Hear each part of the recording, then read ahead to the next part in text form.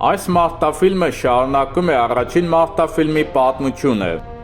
Այս անգամ ԱՄՆ-ի ամենաէլիտար հատուկ նշանակության ջոկատի, ծովահրեշների լեգենդար հրամանատար Մաքբրայդին շարունակում է հետապնդել Պարսից ծոցի պատերազմի ժամանակ իր թիմի վրա քիմիական հարձակման մրցավանջը։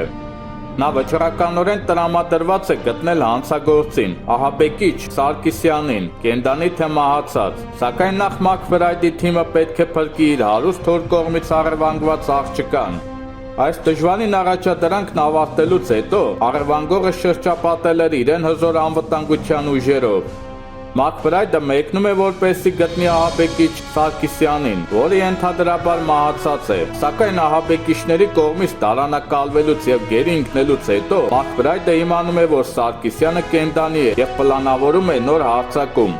Ահաբեկիչները Մաքբրայդին ներարկում են թույն, որը պետք է ազդի 72 ժամվա ընթացքում։ Այժմ նա պետք է ոչ միայն ազատ արձակվի եւ խափանի Սարգսյանի ծրագրերը, այլև գտնի հակաթույն։